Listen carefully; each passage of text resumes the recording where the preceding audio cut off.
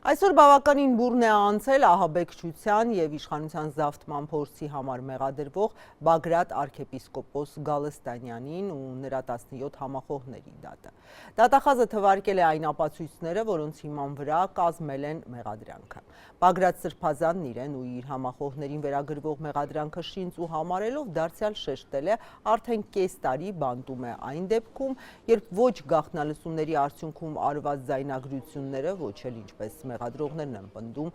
իր իսկ ձեռքով գրված ահաբեկչության պլանը փորձաքննության չեն ենթարկվել։ Գալստանյանը դատարանում մեղադրողներին կոչ է արել չշրջանցել իրավական և բարոյական կողմը։ Սա բարձրացրել։ 6 ամիս շարունակ մարդը խորհրդարանի ամբիոնից գլխավոր դատախազ հնչեցրել է, որ փորձաքննության պիտի ենթարկվեն, թե ձեռագրաբանական և թե նաև տեսալսողական։ Չի եղել 6 ամիս շարունակ, բայց մարդիկ բանտերում, կալանքներում, տնից տեղից կտրված, զրկված, ինչի իման վրա։ Սա հարց է, բարոյական հարց է։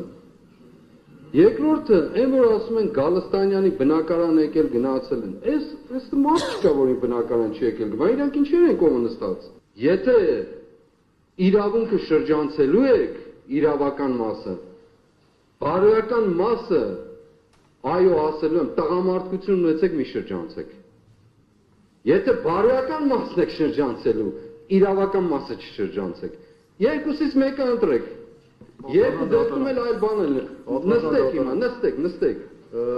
Ես գտնում եմ, որ այս ելույթը ոչ միայն վերաբերելիք է, այլև կոռեկտ է, ես եմ համոզի,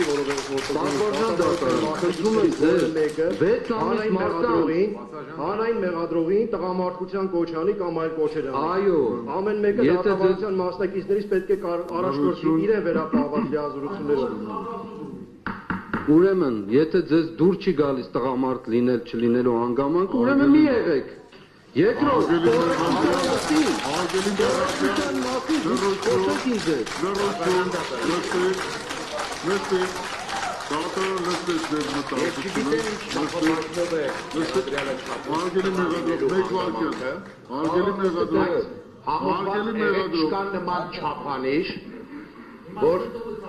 Արգելի մեղադրող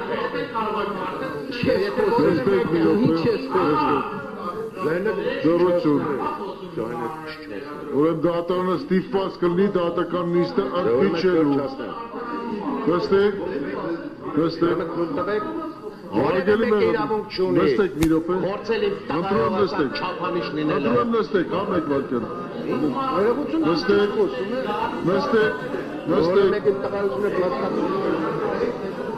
Ուրեմն նստեք։